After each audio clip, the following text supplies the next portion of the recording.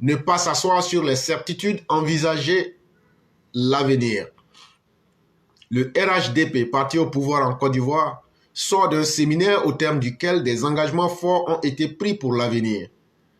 Vous vous souviendrez, le roi du printemps n'a cesse de nous dire qu'il y a eu un séminaire. Et quand on fait les séminaires là, il y a toujours de la formation, il y a toujours de l'information et il y a toujours de la stratégie qu'on va tracer.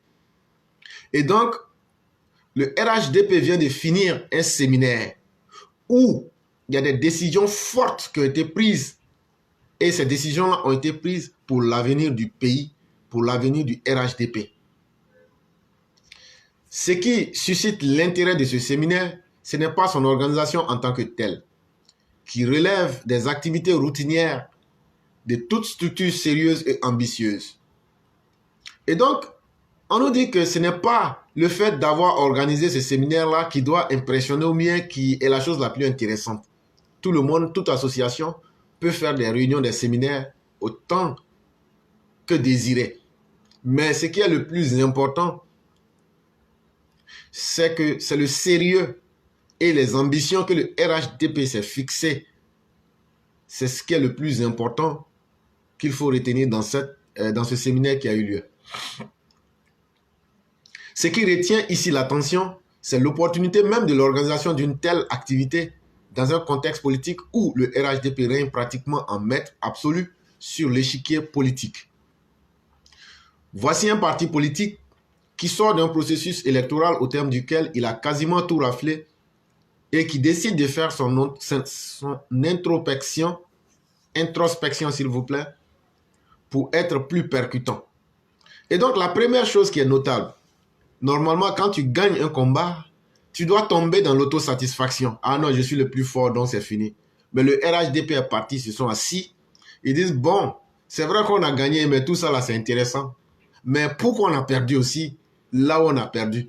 Donc sur chacun des détails là, ils ont discuté de façon très franche, de façon très objective pour essayer de reconnaître les erreurs et les failles afin de les éviter à l'avenir.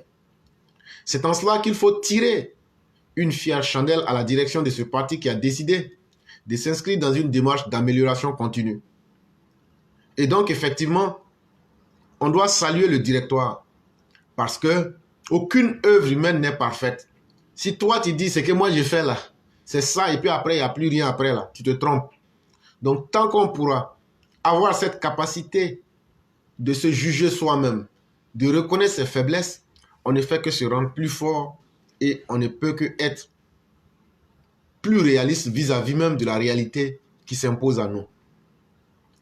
Sur la question, Dr Guy Bessongui Ndatien Sévérin, président du comité scientifique, a été très explicite sur les enjeux de ce séminaire dans un contexte où les autres formations politiques sont dans une dynamique de remise en cause de leur dispositif.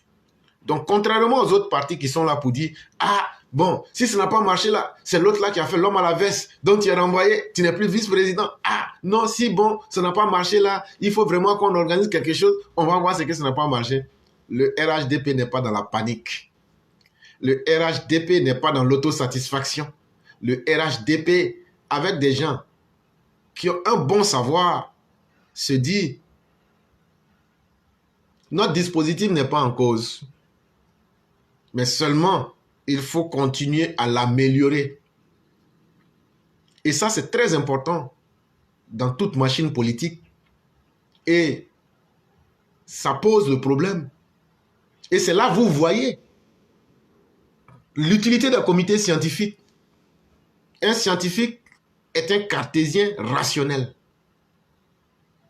Et quelqu'un qui est dans l'objectivité la plus absolue. Et c'est là que ça nous pose la problématique. Est-ce que dans un parti politique, il faut être simplement des militants disciplinés moutonnièrement, ou bien il faut être des militants qui sont dans la contestation, mais sur des bases de l'objectivité? Vous voyez que dans tous les cas, selon là où vous vous situerez, on ne peut pas blâmer l'un ou l'autre. Il y a des militants qui sont faits pour être des militants moutonniers, ce qui n'est pas mauvais. parce que tout le monde ne peut pas avoir un certain niveau d'intelligence, de compréhension. Mais en même temps aussi, il y a des militants de par leurs capacités intellectuelles. On doit leur permettre de faire la critique, on doit leur permettre de donner leurs opinions, on doit leur permettre de maintenir la consistance même du parti, sa dynamique interne. Et donc, tous les deux sont importants. Et c'est pourquoi c'est le comité scientifique qui a pris le dessus même lors de ces séminaires-là. Il faut des gens qui ont un esprit sans faille, un esprit pour décider et dire les choses comme telles, pour que ça peut rougir les yeux, mais à la fin, on ressort plus grand. La logique politique est différente chez nous. Nous n'avons pas été défaits, mais nous sommes sortis victorieux de ce double scrutin local et sénatorial. Pour nous, ce séminaire consiste à faire notre introspection, malgré notre large victoire récente, pour assurer la pérennité de notre position de parti leader sur l'échiquier national ivoirien. Nous voulons maintenir et accroître notre avantage politique concurrentiel pour 2025 en toute sérénité. Et donc, pour simplifier la chose, a indiqué le président du comité scientifique. Vous avez vu que le comité scientifique, comme le nom même l'indique, on n'a pas dit le comité des sentimentalistes, on n'a pas dit le comité des suiveurs, on n'a pas dit le comité des bénis oui-oui, on dit le comité scientifique. Un scientifique, pour aller plus vite, c'est quelqu'un qui observe, qui émet des postulats et qui vient à un résultat. Simplement dit, quelqu'un qui observe les choses comme elles fonctionnent dans la nature et qui dit, sur la base de ce qu'on a observé, voilà comment les choses peuvent être. Et donc, puisqu'on sait déjà comment les choses sont parce qu'on a observé et qu'on sait comment elles fonctionnent, il vient donner un résultat. Et ce résultat-là, il est infaillible. Et donc, ce séminaire-là, en français simple pour venir vous dire toute la vérité, tu ne peux pas être victorieux, tu ne peux pas être un parti fort et puis ne pas tomber dans l'autosatisfaction. Donc la première victoire, c'est de ramener le RHDP les deux pieds sur terre pour leur dire, ne soyez pas satisfaits de vous-même. Parce que les défis là, tout ce qu'on a fait là, la vraie réalité là, c'est pour que Alassane Ouattara soit notre candidat en 2025. Les gens vont tourner, moi je vais dire en même temps, on va passer. On a déjà dit ça, on va continuer à dire ça ici. Et donc là, les vérités ont été émises clairement. Et aujourd'hui, on en est arrivé à comprendre que Alassane Ouattara, ce n'est pas lui qui demande à être candidat, mais c'est l'ensemble des Ivoiriens. Moi, dans mon village, si ma route n'est pas terminée, j'ai dit à Alassane Ouattara, je ne suis pas dans mon sentiment, je ne suis pas dans du suivisme moutonnier, il faut terminer la route là. Parce que je ne sais pas si après toi, celui qui va venir va terminer. Est-ce que là, c'est ma raison que j'ai utilisée et c'est ma logique que j'ai utilisée. C'est pourquoi on a utilisé le comité scientifique pour mettre les faits. Et donc, quand on dit Alassane Ouattara doit être le président, ce n'est pas la personne physique là qui nous intéresse, mais ce sont les compétences. Et je vous ai dit qu'en politique, la première chose qui compte, c'est la compétence. Quand vous lisez, par exemple, le livre de Machiavel qu'on appelle L'art de gouverner, vous comprendrez beaucoup de choses là-bas. Mais pour revenir simplement à notre sujet là, dans la vie là, quand tu es sur le champ politique là, il y a une seule chose qui est de mise, c'est l'efficacité politique. Aujourd'hui, on a un politicien qui est efficace. Est-ce qu'il faut l'abandonner pour se mettre dans du dilatoire? Non, il a été, il aurait été, il va être. Ça, c'est de la conjugaison. Et ça, on va demander à ceux qui sont dans ces spéculations-là de payer l'art de conjuguer. Là, comme ça, là, vous allez conjuguer les verbes à tous les temps. Ah non, il a été président, il a été économiste, il aura été économiste, il fut économiste, il eut été économiste, il est le petit-fils d'Oufoué, il aura été le petit-fils d'Oufoué, Hey, nous, on s'en fout de tout ça. Nous, on pose une seule question. Est-ce qu'il a été efficace quand il était ministre en 93 auprès de Bédier? On ne parlait pas de ça. Est-ce qu'il a été efficace comme Alassane Ouattara lorsqu'il était en dehors du pays? Il a aidé le pays à avoir le PPTE quand il avait le gouvernement incapable de Laurent Gbagbo. Non, lui, il ne s'occupait pas des Ivoiriens. Lui, Thiam, non, il ne s'occupait pas des Ivoiriens. Lui, il était là, il faisait sa belle vie. Il cherchait même à rentrer dans le gouvernement français et il se promenait fièrement avec son passeport français. Et donc, en 2025, l'école que le président Ouattara n'a pas terminée dans mon village là, je vais voter le président Ouattara pour lui dire c'est toi qui as commencé, il faut terminer. La route qu'il a commencé dans la route que le roi demande toujours ici dans son village là, faire Kembengue là, ou Mekorogo Mbengue là, c'est Alassane Ouattara il faut finir. C'est lui qui allait chercher son argent, ses projets. Et donc là, le président a fait sa part. Le remaniement que vous avez vu là, l'une des causes là, c'est ça. Il faudrait que le président vienne dire aux Ivoiriens, voilà ce que j'ai produit. Et les Ivoiriens, si nous sommes un peuple inconscient, on va dire non, non, non, non, on ne veut plus tout ça. Nous, on veut le malheur. Ou bien nous, on veut perdre notre temps. Mais en vérité, quand tu regardes aujourd'hui les Ivoiriens, moi, on ne peut pas construire des hôpitaux, des routes dans le village de mon voisin. Et puis moi, je vais être là pour dire non, non, non, comme je n'aime pas Ouattara là, je ne vais pas vouloir hôpital et autres. Chacun veut pour lui. Et donc, au nom de ce choix rationnel, au nom de ce choix qui est basé sur la raison scientifique, les gens disent, de la manière où Ouattara a commencé le travail là, c'est avec lui on va terminer. Et vous avez vu, avec ce remaniement là, posez-vous des questions. Pourquoi? Bizarrement, l'argent était là, tout était là, mais les projets n'avançaient pas. Et pourquoi les projets n'avançaient pas? Aujourd'hui, les questions, on trouve des réponses. À moins de... Begré Mamba a été nommé pendant combien de temps? Ça ne vaut même pas encore un mois. Mais regardez déjà, on nous dit que le 4e point est fini à 90%. On nous dit qu'il a plu à Bimpe. Tout est allé comme s'il n'y avait rien eu. Et donc, ça veut dire qu'il y a quelqu'un qui bloquait les travaux. Et ces travaux étaient bloqués pour une raison. Non seulement la personne faisait de la surfacturation, on a attrapé la personne avec plus de 300 milliards de francs CFA qu'il faisait transiter par la Guinée, dans un certain sens. Mais on a aussi compris que la personne était dans un jeu pour saboter le travail du président, dire aux compagnies qui doivent venir faire leurs travaux de bloquer les travaux et de redemander un renégociement pour augmenter les sommes, mais tout ça dans une optique bloquer les travaux du président. Et maintenant, à partir de 2025, dans le RHDP, dans le gouvernement qu'ils ont enlevé là, il y avait déjà un groupe de personnes là qui s'étaient déjà constituées pour essayer d'abandonner le vieux à partir de août 2024, ils allaient l'abandonner. Et ils allaient sortir pour dire aux Ivoiriens, vous voyez, le grand Alassane Ouattara là, celui qui dit que lui, il est parti partout pour chercher l'argent là. Mais malgré qu'il dit qu'il a cherché, pourquoi il n'a pas terminé le 4e point? Pourquoi son stade de Bimpe là, ça a été le stade de la honte? C'est tout ça là que nous on savait. Et c'est pourquoi, le jour qu'il y a eu le problème de Bimpe là, je me suis montré très sauvage. Parce qu'il n'y a rien sans rien. Et on n'explique pas tout à un moment précis. Et c'est tout ça là qu'on savait.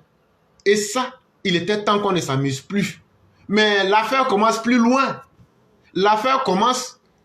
Le gouvernement qui a été enlevé là, avant ça, il y a eu un remaniement bizarre. L'affaire commence depuis là-bas.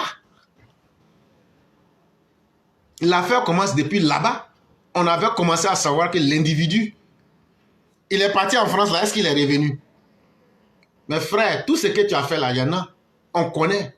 Mais en fonction du temps là, on va les dire aux Ivoiriens pour montrer ton vrai visage.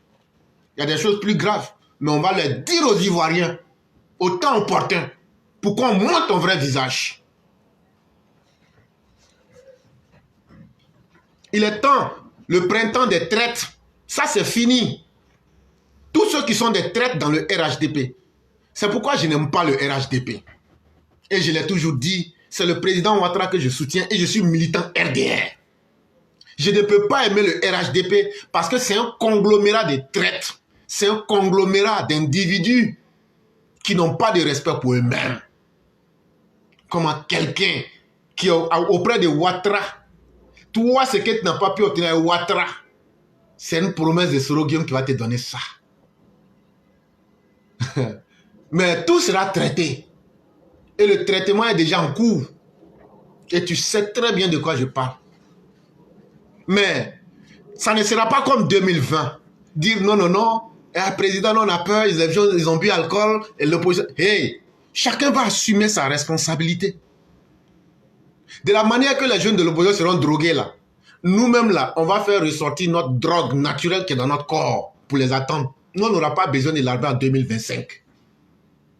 On n'aura pas besoin de l'avis du président de la République en 2025 pour nous dire calmez-vous. Non, non, non, non, non. Chaque centimètre, chaque quartier, on ne va pas s'attaquer à quelqu'un. Mais tout déstabilisateur qui sortira, on va te broyer. Ça, il n'y a plus rien à faire. Et nous avons des raisons qui justifient notre position. Parce que ce qui s'est passé en 2020, il n'y a pas eu de jugement pour ceux qui ont été tués. Il n'y a pas eu de jugement pour les blessés. Et il n'y a pas eu la reconnaissance de l'État pour eux. Et donc là, ça va justifier notre volonté de haine contre vous. Et vous traiter comme il se doit. Et donc pour nous, comme on l'a déjà dit, de façon simpliste, ça sera nous contre tout le monde. Et ça, il faudrait que nos militants se mettent en tête. Quels que soient les cas de figure, facilitez-vous la tâche en vous apprêtant que ça sera nous contre tout le monde. Et il est plus qu'impérieux pour nous de gagner ce combat. Et donc là, c'est pas en se lançant des fleurs, c'est pas en étant dans l'autosatisfaction qu'on va arriver à ce résultat-là. Et le temps est le meilleur remède à toute chose. Tous les traîtres, à quelque niveau qu'ils soient, on va vous débusquer et vous mettre loin pour aller sereinement à ces élections-là. Alassane Ouattara, là. Et on va recentrer le débat des élections présidentielles de 2025 sur la capacité de l'homme politique à répondre aux besoins de son peuple. Tu es politicien, oui. Tu as apporté quoi? Tu vas apporter quoi? Mais les débats, je n'aime pas celui-là, non, celui-là n'est pas... Hey, on n'ira pas dans ce débat-là. Le travail qu'Alassane Ouattara a fait là, on va le juger sur ça. On va juger aussi ceux qui ont passé avant lui, on va vous juger sur ça. On va prendre le passé, que ce soit le passé lointain ou récent de chacun, pour le montrer aux Ivoiriens. Et donc, je dis bienvenue à Thiam, je dis bienvenue à tous les nouveaux politiciens. La politique, là, ce n'est pas un jeu. Et donc, là, quand on va... Tout ce qu'on a fait, on n'a rien fait d'abord. Quand on va bien commencer, là, c'est là on va montrer les vrais visages de chacun. Donc, là, toi, Thiam, là, ton faiseur de coup d'état apprenti, là, ce n'est qu'un détail. Mais on va sortir plus de choses encore. Et on va même mettre les audios là, à la disposition du grand public. Avec le temps, on va montrer vos vrais visages. Et vous allez comprendre de quoi il est question. Et vous allez comprendre que ce n'est pas en allant parler baoulé. Sinon là, ce n'est pas en parlant baoulé que tu deviens ivoirien. Il n'y a rien en face. Comme recommandation majeure, le séminaire a proposé un nouveau logo, de nouveaux statuts et un nouveau règlement intérieur et un hymne, etc. Moi-même, j'ai déjà vu le logo là. Voilà. Depuis 2021, j'ai vu le logo. Il est très joli. Je n'ai pas vu le statut, je n'ai pas vu le règlement intérieur, mais il s'imposait qu'on ait un hymne. Tant qu'il n'y a pas un hymne du RHDP, moi, je vais toujours continuer à jouer l'hymne du RDR. Et bon, même si ça vient, je vais continuer aussi. Ça aussi, il faut de la vérité. Je vais coller les deux et puis je vais jouer. Mais il y a aussi quelque chose qui s'impose. Il faudrait aussi qu'au sein même du RHDP, on arrive à avoir les cadres de militants. C'est vraiment très important. Il faudrait qu'on regalvanise les bases. Il faudrait qu'on mette chaque cadre au travail. Derrière chaque cadre, on doit avoir une base militante réelle. C'est vraiment très important. Tout comme une entreprise commerciale, c'est dans cette logique que doivent s'inscrire toutes les informations politiques, qu'elles soient au pouvoir ou dans l'opposition, quelle soit la force et son statut du moment. Il faut éviter de s'asseoir sur ses certitudes et se vautrer dans une sorte de confiance aveugle, alors que les lignes politiques, à l'ère du numérique, sont très dynamiques. Et effectivement, ça c'est très bien vu. Parce que là où nous sommes aujourd'hui, on ne peut rien avoir et se dire que c'est un acquis. Aujourd'hui, la désinformation fait partie des stratégies de communication. Aujourd'hui, si tu t'assois pour dire, comme j'ai gagné sur le terrain là, c'est fini là. Et ça, c'est l'une des grosses plaies du RHDP. Le RHDP n'est pas efficace en termes d'information. La majorité de vos militants confrontent les thèses que vous émettez avec les mensonges de l'opposition pour essayer d'être toujours dans la réaction. Alors que c'est vous qui aurez pu imposer votre idée et que les opposants puissent suivre et essayer de vous déconstruire ou bien d'expliquer. Mais malheureusement, le RHDP ne s'est pas encore donné les moyens d'en arriver à cet état de fait. C'est toujours le RHDP qui est dans une posture de s'expliquer, qui est dans une posture de sortir pour essayer de se défendre. Et ce n'est pas bon. Psychologiquement, ça met vos militants en doute. Et donc, en communication, souvent, là, il faut de la proactivité. C'est-à-dire, toi-même, une situation, là, tu vas, tu progresses. Tu amènes les autres à donner leur avis. Par exemple, le thème de la réconciliation, il fut un moment où c'est l'opposition qui avait voulu tromper tous les Ivoiriens, au point que c'est eux qui décidaient comment on doit faire la réconciliation, qui doit se réconcilier avec qui, et quel sera le mode opératoire. Et on a passé combien de temps? Ça avait tellement pris au sein du RHDP que les gens, l'opposition a transformé sa faiblesse en une force. Et elle imposait ses désirata au RHDP et aux Ivoiriens. Et donc, selon eux, c'est eux qui décidaient des modalités de la réconciliation. Quand ils ne sont pas contents, même si le président Ouattara leur donne de l'argent, fait tout, ils disent non, non, non, ça, c'est pas la réconciliation, ça, c'est pour nous-mêmes, il ne faut pas dire ça aux gens. Non, dans cette réconciliation qu'ils ont eu à faire là, il n'y a jamais eu une seule séance où ils ont dit prenons les vrais problèmes des Ivoiriens et puis mettons-les là. Si on les règle, si on parle des vrais problèmes des Ivoiriens là, on va trouver peut-être une solution qu'on va proposer. Il n'y a jamais eu une solution pour l'ensemble, mais il y a toujours eu des solutions pour un groupuscule d'individus. Et c'est pourquoi nous avons combattu cette réconciliation au rabais, cette réconciliation des malhonnêtes. On l'a combattu jusqu'à ce qu'on puisse venir démontrer que Kakabe n'était plus là pour ce travail-là parce qu'il flottait dans son rôle. Et donc, cela n'était plus nécessaire et on a pu le dégager. Et donc, le RHDP ne doit pas tomber dans l'arrogance, mais ne pas être arrogant ne signifie pas aussi qu'il faut laisser les autres te marcher là-dessus. Plus que jamais rassuré que rien en dehors de l'éternel des armées, entre guillemets, ne pouvait leur faire perdre cette élection face à des formations comme le PDCI et le RDR.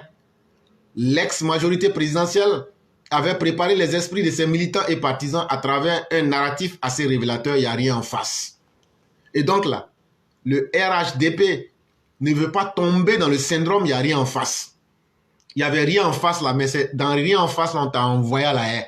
C'est dans rien en face là, on t'a attrapé dans ton trou de rat. C'est dans, il n'y a rien en face là, on vous a fait faire la débandade. Mais tout ça, quand tu es arrogant, tu deviens aveugle. Tu deviens hautain et la réalité te tombe en plein visage. Et ça, il faut dire merci aux dirigeants du RHDP de ne pas se laisser tomber dans cette complaisance ou même dans cette suffisance. Et ceci au sommet, du sommet à la base. Après le premier et le second tour, l'ex-LMP était contraint de faire l'amer constat de ce qu'il y avait du costaud en face. Qu'il ne fallait pas tout négliger. Résultat, le régime Gbagbo a été proprement battu dans les urnes et aussi par les armes du fait de son refus de céder le fauteuil présidentiel au vrai vainqueur de cette élection. Et donc, voyez-vous, quand tu deviens arrogant là, tu finis par t'asseoir sur du faux en pensant que tu es fort. Et vous voyez les militants qui gagnaient des prébendes, on est prêt à mourir. Hey, quelqu'un qui est prêt à mourir là, il ne parle pas beaucoup. Quelqu'un qui est prêt à mourir là, lui il attend. Parce qu'il a une raison d'accepter la mort. Et il ne sait pas un plaisantin. Mais regardez comment les villes ont été téléchargées les unes après les autres. Et ils ont vu qu'il y avait du costaud en face. Quand ils ont été désavoués par le monde entier. Mais surtout, par une rébellion qu'eux-mêmes ils ont qualifiée des chasseurs traditionnels et des chasseurs de pèlerins. Mais si toi, ton armée régulière là, avec l'appui de l'Angola, avec l'appui de la Biélorussie et de la Russie, avec l'appui de l'Afrique du Sud, si ce sont des chasseurs de pèlerins qui t'ont fait tomber, ça veut dire que vraiment, ce n'est pas la peine pour toi. Et moi, j'ai dit bravo aux chasseurs de pèlerins, bravo au MPCI, bravo au MPJ et bravo à tous nos soldats qui ont pu faire ce travail avec dignité. Et il ne faudrait jamais qu'on les oublie. Et il ne faudrait jamais qu'on oublie nos militants qui sont tombés. Et c'est pourquoi nous autres, Dieu décidera du destin de chacun. Mais pour nous là, il faudrait que ce régime-là, on puisse le défendre pour montrer aux Ivoiriens que faire de la politique, c'est d'abord croire. C'est d'abord croire en quelque chose et c'est être efficace aussi dans l'accomplissement et dans les résultats qu'on veut obtenir. Ce sont là des leçons que doivent capitaliser toutes les formations politiques. Et sans fioriture aucune, l'on peut dire que Laurent Gbagbo et son parti, le PPACI, avec du recul, ont assimilé la leçon après l'arrogance politique de 2010 où ils soutenaient bec et ongle qu'il n'y avait rien en face. Après la Bérésina, aux élections locales et sénatoriales de septembre 2023, Laurent Gbagbo a dû faire un nettoyage au sein de son système sur la base de ce que l'on ne garde pas une équipe qui perd. Et donc, l'histoire politique aussi est importante. Quand tu sais regarder ce que les autres ont vécu, ça te permet d'éviter les erreurs.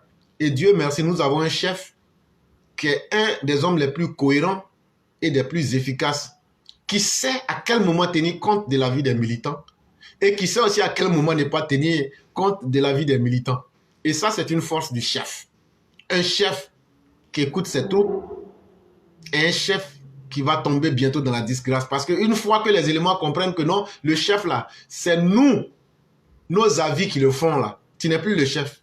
On t'utilise comme un élément pour faire passer l'opinion du peuple. Et c'est là qu'il y a le danger. Parce que comme j'expliquais hier, l'opinion en elle-même du peuple n'est pas mauvaise.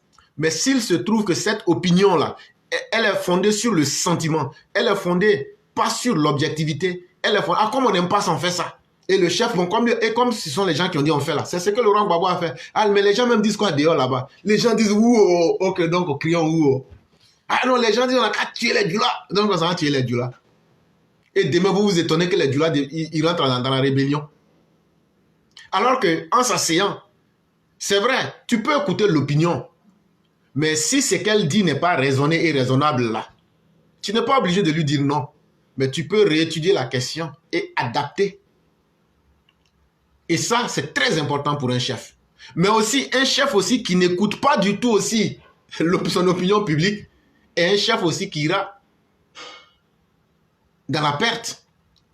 Parce que tu vas finir par te couper de la réalité et tu vas finir par prendre des décisions qui vont révolter le peuple contre toi. Or, dans l'art de gouverner, qu'on avait déjà expliqué une fois, on a dit qu'il y a deux choses qui sont infaillibles pour le dirigeant. C'est l'armée, son armée et son peuple. Une fois que tu as ces deux-là, tu n'as pas à t'inquiéter. Aujourd'hui comme hier, que l'on soit en politique ou dans une autre vie, il faut se rendre à l'évidence avec le philosophe Auguste Comte que tout est relatif et cela est absolu. Ça, on aurait pu rentrer dans certaines doctrines philosophiques pour parler du relativisme et autres, mais une chose est certaine dans le monde, c'est qu'il n'y a rien qui reste dans son état comme on le pense. Tout peut changer et tout doit changer. Qu'est-ce que je fais pour m'adapter? Voilà ce qui est l'absolu. Voilà ce qui s'impose à nous tous. Tant que toi, tu es dans un monde, tu ne t'adaptes pas. Tu ne cherches pas à évoluer. Tu ne cherches pas aussi à t'adapter à l'évolution. Ou bien tu ne cherches pas à adapter ton comportement. Tu seras un homme qui va aller toujours vers la perte.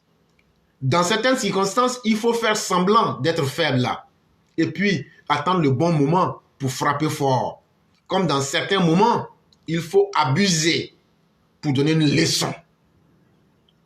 Le RHDP, au-delà de tout ce que l'on pourrait dire sur sa gouvernance et ses méthodes, a le mérite de s'inscrire dans une position avant-gardiste.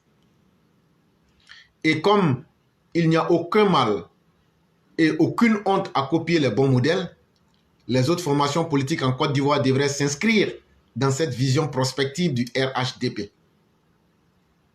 Et donc nous attendons de voir ce que l'avenir nous réserve. Et en plus de tout ce qui a été dit, regalvanisons nos bases. Humanisons nos relations avec nos bases. Communiquons directement avec nos bases. 2025 ne sera pas l'apocalypse que les uns et les autres auront prédit si dès maintenant nous préparons notre 2025. Les autres seront dans les guerres, ils seront dans les luttes de positionnement, ils seront dans les luttes de restructuration de leur parti. Nous, on a déjà dépassé toutes ces étapes-là. C'est nous, on a demandé la restructuration du parti, on allait déposer des motions. Mais quand le président est parti, il avait dit c'est vrai. Nous, on a déjà dépassé ça à combien d'années? Peut-être 1 ou 2 ans. Et donc là, aujourd'hui, nous sommes en train d'aller vers, comme tout humain, je le disais, La perfection ne s'obtient pas au premier jour. Un enfant ne grandit pas dès qu'il naît. Mais au fur et à mesure, on va s'améliorer, se corriger.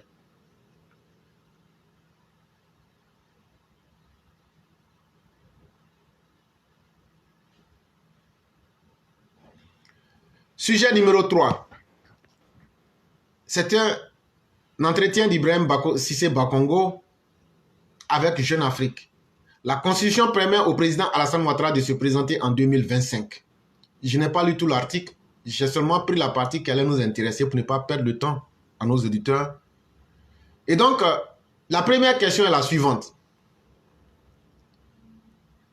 Le RHDP a-t-il abordé la question des candidatures? Le président Alassane Ouattara sera-t-il votre candidat pour 2025? Voici la réponse de M. Cissé Bakongo. Nous sommes un parti organisé, doté d'instances et à sa tête d'un président qui porte la vision que nous suivons tous. Il est par nature le candidat du parti à l'élection présidentielle à venir, tant que la Constitution le lui permet, et c'est le cas actuellement. Et donc, M. Cissé Bakongo dit, en tout cas, tant qu'Alassane Ouattara est le président qui porte la vision et les objectifs, et que c'est lui que nous suivons là, et que la Constitution, la seule qui peut dire s'il peut être candidat ou pas en 2025, on lui demande, mais cette Constitution-là dit quoi? Cissé Bakongo dit que jusqu'aujourd'hui là, en 2023 là, 2024, 2025 là, en tout cas la Constitution là, elle permet à Alassane Ouattara d'être candidat. Et si Alassane Ouattara porte notre vision là, c'est lui qui sera notre candidat en 2025. Donc ceux qui n'ont pas compris, ça fait la deuxième personnalité du RHDP qui dit cela clairement aux gens. C'est le président de notre parti qui est notre candidat en 2025. Et donc il dit, si tu n'as pas compris là, en 2023 là, qui est le président du RHDP? Répondez à la question, chers élèves. Qui est le président du RHDP? Si tu trouves le nom de la personne, Cissé Bakongo dit, c'est le président du RHDP, notre parti, qui est notre candidat en 2025. On aurait pu rentrer dans des explications de structure, qui est notre candidat. C'est le présent qui l'utilise. Or, on utilise le temps présent pour les actions qui se passent tous les jours, qui sont répétitives dans le temps. Je mange. Ça veut dire, je serai obligé de toujours manger tant que je suis vivant. Il n'a pas dit, il sera le futur simple. Il a utilisé le présent pour dire, actuellement, là, c'est lui qui est le président du RHDP. Et jusqu'en 2025, s'il est le président du RHDP, il est le candidat aussi. Ça veut dire pour nous, c'est une continuité naturelle. Quand tu vas voir l'explication du temps présent, le présent, on l'utilise pour les actions répétitives qui se passent tous les jours. C'est-à-dire, dans un certain sens, des actions même qui sont inscrites dans l'absolu. Le soleil sort à l'est et se couche à l'ouest. On ne dira jamais que le soleil sortira. Parce que là, ça prête à doute. Ça veut dire qu'un jour, ça peut ne pas. Et donc, le soleil sort à l'est et se couche à l'ouest. Et de la même manière, le président Ouattara, c'est le président de notre parti qui est notre candidat en 2025. Or, on n'est pas encore en 2025. Donc, ça veut dire que dans la psychologie même du monsieur, c'est un fait naturel qui doit passer. Et je vous ai déjà expliqué que ce n'est pas l'homme Ouattara lui-même. Derrière l'homme Ouattara, il y a toute une conception philosophique. Il y a toute une conception idéologique. Il y a toute une conception politique. La continuité même de la politique de l'homme Ouattara doit inspirer plus que les Ivoiriens. Vous qui êtes des opposants, aujourd'hui, regardez les opposants même qui disent non, non, non, en fait là, je ressemble à Ouattara. Ils ne le disent pas directement. Mais quand quelqu'un me dit je suis banquier, hein, bon, moi-même on dit que je suis un peu étranger, hein, mais tout ça c'est pour faire référence à Alassane Ouattara. C'est une manière de vouloir se comparer à Alassane Ouattara. Mais nous vous disons ceci, il y a quelque chose qu'Alassane Ouattara a, que très peu de personnes ont pu avoir et auront, c'est que c'est un bâtisseur. Que ce soit ses ennemis, que ce soit ceux qui l'aiment, nous tous on vient à dire là, travail que Ouattara peut faire là, c'est pas n'importe quel garçon qui peut faire. Et donc ça là, non, Ouattara, vraiment il travaille, hein? C'est le politicien villageois de la Côte d'Ivoire, Laurent Gbagbo, qui disait ça. Et même Tidjane Thiam, même, il veut ressembler à Ouattara, mais tu ne peux pas ressembler à Ouattara. Quel politicien n'aimerait pas être à la place de Ouattara? Et puis vous les Ivoiriens, laissez-moi vous dire ceci. Voyez-vous, dans la sous-région là, quand tu as un leader fort, tu es jalousé. Quand les étrangers, les Maliens, les Burkinabés, les Nigériens et autres, les Guinéens disent que non, ils n'aiment pas les Ivoiriens. Ce n'est pas les Ivoiriens. En réalité, je vais vous dire, on n'aime pas nos mauvais présidents là. On aurait souhaité qu'on ait votre président là. Quand les Camerounais viennent critiquer la Côte d'Ivoire là, ce n'est pas vous, ce n'est pas le pays, c'est votre président. Il dit, Paul Biya là, Papa Nkoumouma là, on ne l'aime pas, mais on ne sait pas comment on va faire.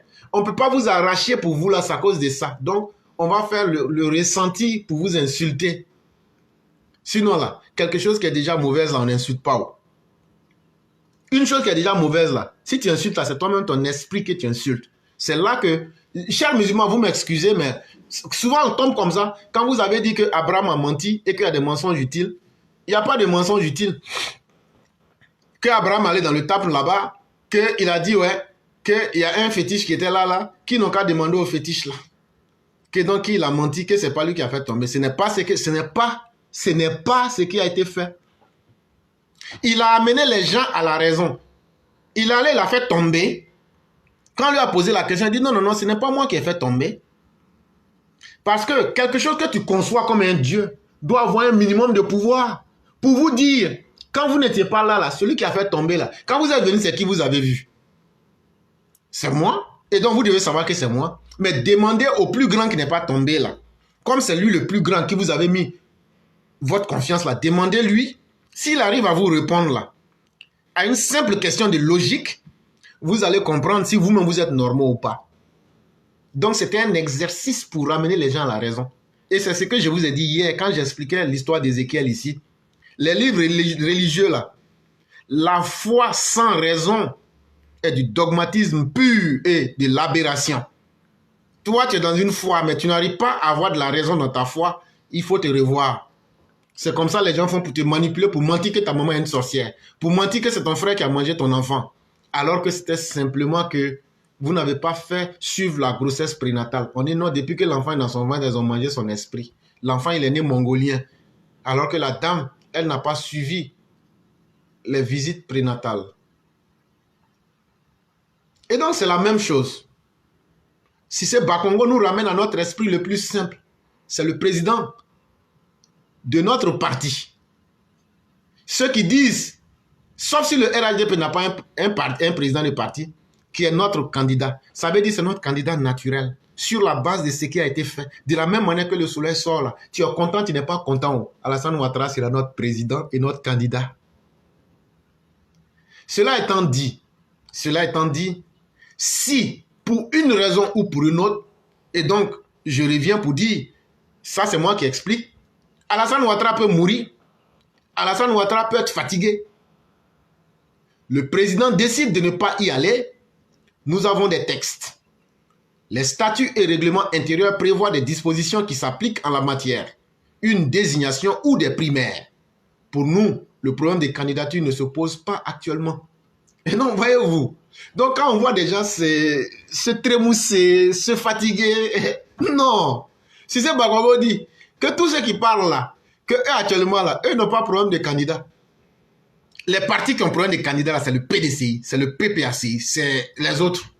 Nous, notre candidat, il est déjà connu, comme de la manière le soleil sort à l'est pour se coucher à l'ouest.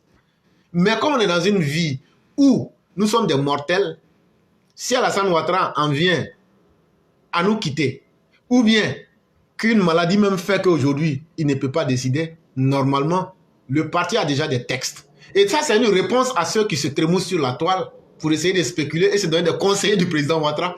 Et je tiens à vous dire que M. Cissé Bakongo est un conseiller politique du président Ouattara, en plus d'être un juriste. Et donc, ce n'est pas simplement dans le vide, ou même ce n'est pas dans le sentimentalisme qu'on aime Ouattara. On va aimer Ouattara pourquoi? C'est la philosophie Ouattara qu'on aime. C'est le travail Ouattara qu'on aime. C'est l'idéal de vie qu'on veut laisser. Je vous ai déjà expliqué qu'en politique, là, c'est l'efficacité.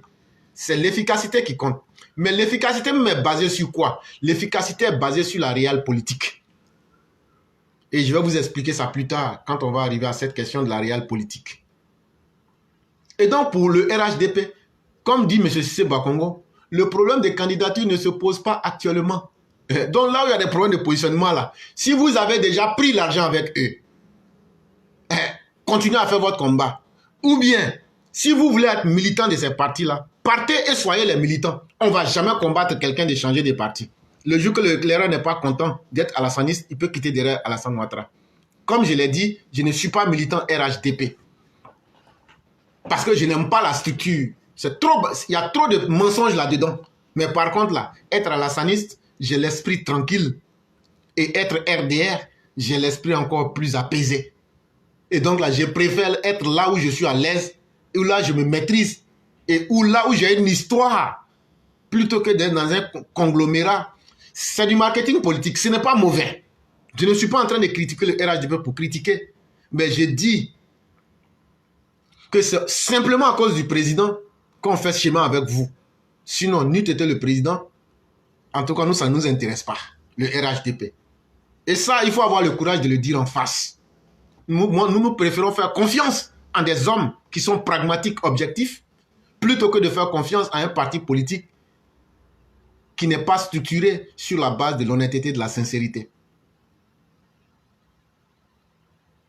Une nouvelle alliance avec le PDCI est-elle encore possible? Ça, c'est la deuxième question. Rien n'est impossible. Mais je ne pense pas qu'aujourd'hui, ce soit la préoccupation principale de nos deux partis. Le PDCI est en train d'organiser son congrès au cours duquel son nouveau président sera élu. Celui-ci va certainement être désigné comme le candidat du PDCI en 2025. Le RHDP est au pouvoir et, dans le même temps, s'organise sur le terrain. Il vient de sortir des élections et veut tirer les enseignements afin de se projeter pour 2025. Il dit, actuellement, on ne peut pas dire qu'on ne va jamais avoir d'alliance avec le PDCI. Mais pour l'instant, ce n'est pas une préoccupation, ni pour le RHDP, ni pour le PDCI. Quand on a été trahi dans un premier mariage, avant d'aller dans un second, il faut bien réfléchir et ne pas aller répéter les mêmes erreurs. Aujourd'hui, là, si on va dans une alliance, là, c'est le RHDP qui est toujours perdante. Et c'est pourquoi le RHDP, tous ceux qui viennent vers le RHDP, c'est parce que le RHDP est en position de force actuellement. Et quand ils viennent là, c'est eux qui viennent profiter. Et dans une relation, quand tu profites, on doit te dire ton nom. Et on doit te montrer ta place. Et c'est pourquoi je dis, tant qu'on ne dira pas à ceux qui viennent, vous êtes venus, mais vous venez en tant que des faibles, il va falloir qu'on vous dissolve dans le groupe. On ne fera plus l'erreur. Si d'aventure le PDCI ou quelques partis viennent, pour moi, par exemple, quand je vois qu'il y a une collaboration avec le FPI, moi je ne suis pas d'accord. Il aurait fallu qu'on dissolve le FPI dans le RHDP, là comme ça, parce que nous on ne peut pas accepter qu'on ait dissolu le RDR dans le RHDP et que les autres viennent, ils vont venir profiter de nous et puis demain ils vont dire on est parti. Non, non, non, non, non, non, c'est pourquoi tant que tous les partis qui vont venir, qui ne vont pas se dissoudre dans le RHDP, nous aussi on ne va jamais aussi accepter de laisser le RDR. Ça, c'est notre ligne rouge. Parce qu'on sait qu'il y a un jeu de malhonnêteté. Comme le RHDP est fort, on vient profiter de lui, après on quitte. Alors que si on les dissout dedans, et puis on fait disparaître leur parti, même s'ils s'en vont demain, on va dire, ben, vous n'avez plus de parti. Ils seront obligés de reconstituer une nouvelle machine. Et donc il faut décourager le vagabondage politique en fonction des intérêts. C'est très important. Les alliances, oui, mais les alliances doivent se faire dans la vie, là. Le plus faible est toujours phagocyté. Et quand c'est comme ça, tu as un moyen de maîtrise sur la situation. Mais quand on fait un conglomérat de partis, où l'autre est ici, l'autre est là, tout est comme c'est mélangé, mélangé. Après, ça devient Capharnaüm, tout le monde dit n'importe quoi. Et donc, le RHDP gagnerait s'il doit avoir collaboration avec d'autres partis, avec la puissance qu'il a aujourd'hui, c'est de leur dire, incluez-vous dans le RHDP et puis on ne parle plus de votre parti. Ça sera le premier niveau pour tester leur sincérité. Et s'ils disent non, ça veut dire qu'ils veulent venir juste profiter. Le RHDP est au pouvoir et dans le même temps s'organise sur le terrain. Il vient de sortir des élections et veut tirer un enseignement pour se projeter vers 2025. Mais il n'est pas exclu qu'on se trouve ou qu'on se parle de façon informelle et peut-être plus tard de façon formelle. À l'issue des élections locales, le PPACI n'a remporté que 2 communes sur 201 communes et aucune région sur les 31. Quel regard portez-vous sur ce score? Je n'ai pas de commentaires à faire sur les résultats obtenus par le PPACI. Il leur appartient d'analyser ces résultats et d'en tirer les conclusions. Je crois que le parti a déjà commencé ses réflexions. Cela pourrait justifier les dernières décisions prises par le président du PPACI qui a procédé à une réorganisation. Et là, il a très bien répondu. Il dit ça ne nous intéresse pas. au lieu de s'intéresser aux problèmes des autres, prenons le temps de nous concentrer sur nous-mêmes. Et nous, notre travail ici, c'est comment même affaiblir davantage avec notre travail, avec la réflexion, ces parties inutiles-là, pour faire venir les Ivoiriens à un idéal de travail, à un idéal d'union et à un idéal de progrès. Vous avez signé une alliance avec le FPI. Quel en est l'objectif et quels sont les acquis? C'est un accord cadre de collaboration en vue d'objectifs à atteindre dans la réconciliation nationale, le renforcement de la démocratie, la cohésion sociale. Cet accord de parti n'est pas assorti d'accords électoraux. Nous n'en avons pas parlé car c'était déjà à la veille des élections et il aurait fallu procéder à de nouveaux arbitrages. Cela dit, des mots d'ordre ont été donnés à nos militants afin qu'ils travaillent avec leurs frères et sœurs du FPI pour constituer des équipes. Ici à Koumassi, nous avons travaillé avec eux et certains sont membres du conseil municipal. C'est la même chose aussi du côté d'Abobo aussi, je pense. Et dans le Moronou, nous n'avons pas voulu présenter des candidats face à Afinguessan. Nous avons demandé aux candidats qui avaient été retenus à l'issue des arbitrages de se retirer, de se mettre à la disposition du candidat du FPI et d'être sur sa liste. Ce qu'il a fait. Malheureusement, le FPI n'a pas gagné. Mais comme je l'ai dit pour le PPACI tout à l'heure, je pense que le FPI va procéder à son analyse de la situation à son niveau pour comprendre ce qui n'a pas marché et corriger ses erreurs par la suite. C'était une information tirée de Jeune Afrique. Et comme je vous le disais, ce sont des réponses bien données qui sont basées sur la réelle politique. La réelle politique, comme je vous le disais, en tout cas si je me base sur la conception de Max Weber, c'est la politique de la responsabilité et de la conviction. C'est-à-dire qu'il faut être responsable dans ce qu'on fait. Quand tu es responsable, même ceux qui ne t'aiment pas seront forcés à te respecter. Et il faut avoir de la conviction. Et la conviction, c'est quoi? La conviction, ce n'est pas la raison. La conviction, c'est la forte croyance en ce en quoi tu crois. C'est tout. Imaginez-vous quelqu'un qui est responsable dans sa conviction. Et Alassane Ouattara vient de confirmer et continue de confirmer que nous n'avons pas eu tort de croire en lui. Et c'est ce qui renforce notre détermination, notre conviction tous les jours. Parce que nous avons des politiciens responsables. Nous avons aujourd'hui des hommes qui discutent des questions de façon responsable. Aujourd'hui, quand le président Ouattara se lève, il va à l'international. Mais les gens savent qu'ils n'ont pas en face d'eux un bouffon. Et donc, c'est ce qu'on appelle la réelle politique. Et donc, qu'est-ce que ça impose à nous, le peuple? C'est de regarder la situation en face pour nous dire, mais cet homme-là, est-ce qu'on doit l'abandonner pour tomber dans le vuvuzela politique? Des hommes politiques, on leur demande même sur des questions économiques, au moins les gens sont assis, c'est là, on dit, hein? Il dit aux gens, qu'est-ce qui s'est passé? Hein? Non, soyons un peu plus sérieux. Alassane Ouattara, regardez, il a été le seul président qui a été invité au G20. Mais quand vous prenez les thèmes, il n'a pas été invité en tant qu'invité, il a été invité en tant que quelqu'un qui doit donner son avis qui compte. Mais pourquoi ils n'ont pas invité Thiam? Pourquoi ils n'ont pas invité notre Ivoirien? Et que Alassane Ouattara soit président ou pas, là, il sera invité toujours à ces sommets-là. Parce que c'est l'un des décideurs qui influence le monde. Et le choix d'Alassane Ouattara en Côte d'Ivoire, aujourd'hui, là, ça influence toute l'Afrique. Est-ce que ce n'est pas lui qui est le président qui doit conduire le plan global de développement de l'Afrique jusqu'en 2063? Et donc, voyez-vous, c'est un homme qui a de la valeur. Et un homme qui a de la valeur, on ne doit pas limiter cette valeur-là à un petit pays comme la Côte d'Ivoire. Il faut qu'on profite davantage pour que toute l'Afrique puisse en bénéficier.